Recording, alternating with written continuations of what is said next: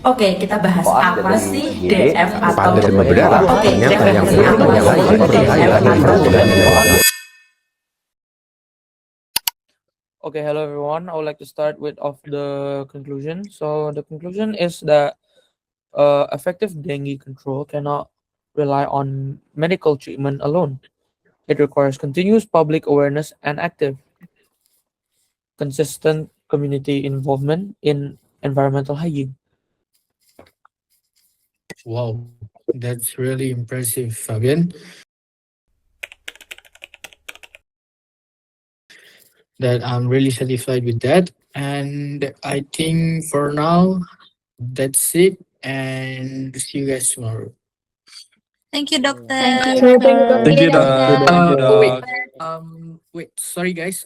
Before you guys leave this meeting, I just want you guys to remember that you'll have your first STD tomorrow. And I think it would be nice if you guys introduce yourself again for me to remember. Okay.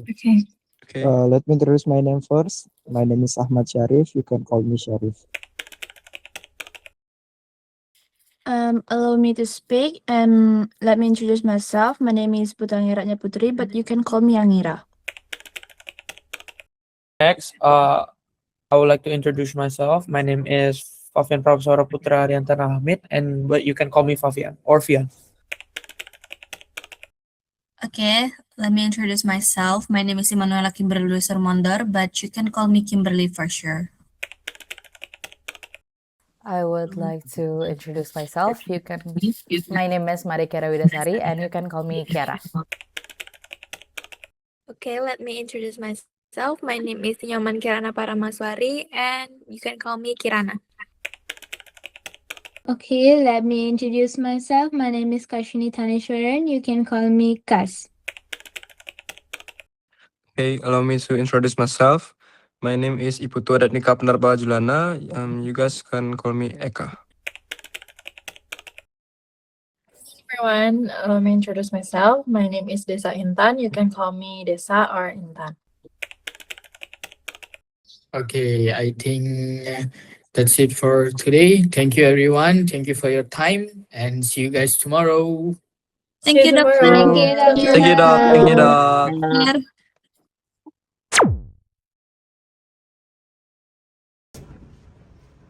Are you guys feeling nervous today? Oh my god, I'm so nervous because this is our first SPD, right? It's okay, guys. We can say whatever we want.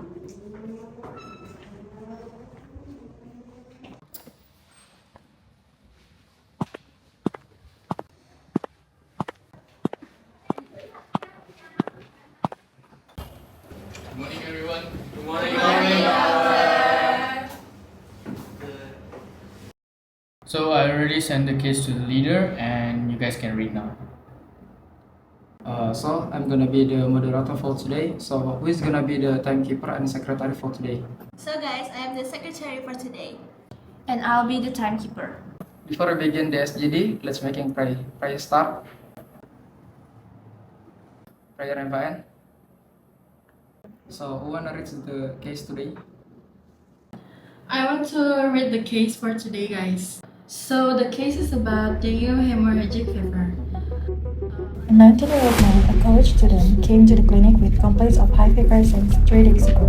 Patients also complained of severe headache, pain behind the eyes, muscle and joint pain, and the body feels very weak. In the past week, several of his neighbors were known to have a fever, and one of them was hospitalized for suspect dengue.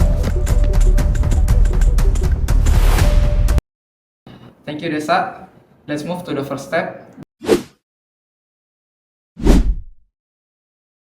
Does anyone have unfamiliar terms?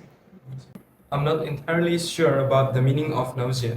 Maybe someone could explain it. Please allow me to ask. I'm Kiara, and does anyone understand what densely populated means? Allow me to speak. My name is Kirana. I don't think I know what water reservoir means. Could anyone explain it? Is there any other unfamiliar terms? If not, maybe some of you guys can explain each other. Allow me to answer the question about nausea. In my point of view, nausea is an unpleasant feeling that you feel about vomiting, and it's often described as feeling sick to your stomach. Allow me to speak. I'm Angira. To answer the densely populated means, it's an area where many people live in a small area. Allow me to speak to answer Kirana's question. Based on my experience, a water reservoir is a place where water is stored. In this case, it means open containers or areas around the house that can collect the water. I also think retroorbital pain is an important term. It means pain behind or around the eyes. So guys, let's move to the step 2. In the step 2, based on the case, what are the main problems from the cases? So does anyone have an opinion? Okay, I'd like to start with my first opinion. I think in this case, the patient has had a high fever for 3 days, around 39 until 40 Celsius degree, with severe headache and pain behind the eyes of the patient. And I think these symptoms are important for the diagnosis. Allow me to add, the patient also had a nausea, decreased appetite, and mild abdominal pain. Allow me to speak. My name is Kirana. I also noticed that he has a red spot on both arms. That could be another important clinical finding. Please allow me to speak. My name is Kiara, and besides the symptoms, there are many mosquitoes with white stripes and open water reservoirs around his house. This may be relevant to his condition.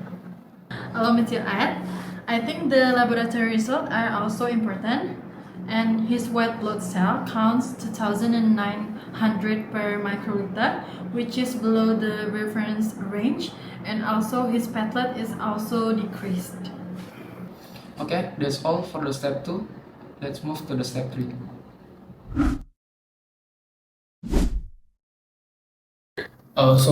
Sorry, before we move to the next step. So the main problems are the acute high fever and characteristic symptoms, the skin and abdominal findings, the environmental and epidemiological factors, and the abnormal laboratory findings. So from this, I think we have enough information to move to the next step. Yeah. So in the step 3 is a brainstorming. In the brainstorming session, we will explain our prior knowledge about the problem. Who want to start first? Going to start. So from what I know, high fever is one of the common symptoms associated with dengue. Since the patient has a sudden fever around 39 to 40 degrees for 3 days, I think this is an important finding. Allow me to speak. According to my understanding, severe headache and pain behind the eyes can be associated with dengue. If I'm not mistaken, pain behind the eyes is called retroorbital pain, which is uncommon symptoms that could happen in dengue. Allow me to speak. As far as I know, nausea, decreased appetite, and abdominal discomfort occur in dengue, and the patients experience that. So this finding may be related to the disease. Okay guys, allow me to speak. My name is Kirana. Based on what I know, red spot on the skin is can occur as a manifestation as a danger. In this case, the problem is the patient has a red spot on the skin. For me to speak, as far as I know, the patient lives in a densely populated area, has an open water reservoir around his house, and frequently sees small mosquitoes with white stripes. Several neighbors also have fever, including one of them has been hospitalized suspected dengue as well. These findings suggest that mosquito exposure and local environment may be important. Mistake me if I'm wrong.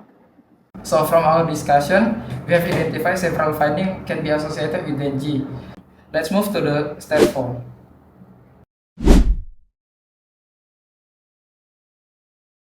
So thank you guys for all the great statements. So as the secretary, I will conclude our discussion.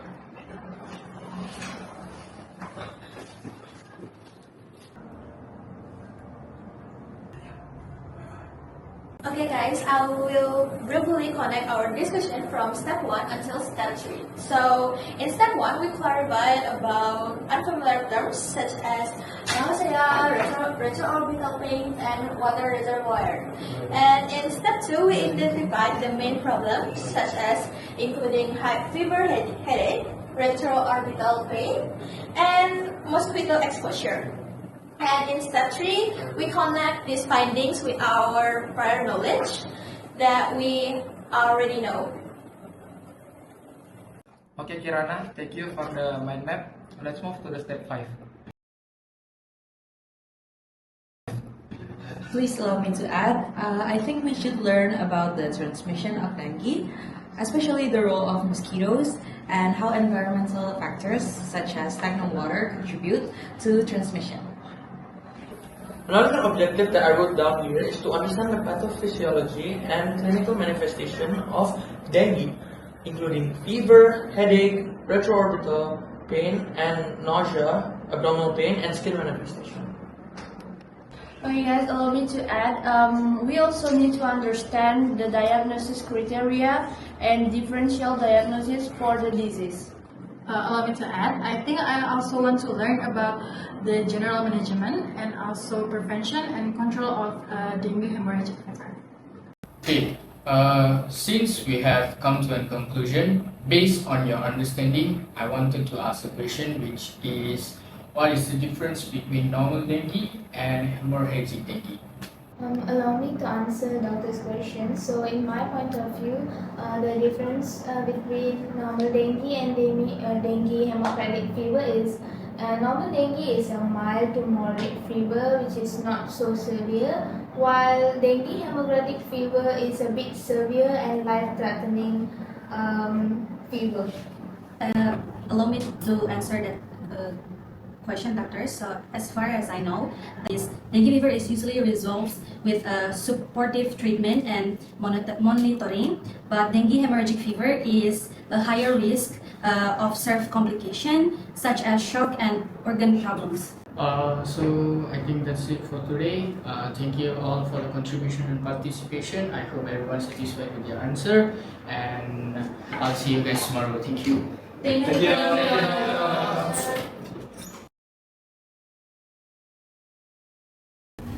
Desak, I love SGD today because we share our thought and something that we don't know before.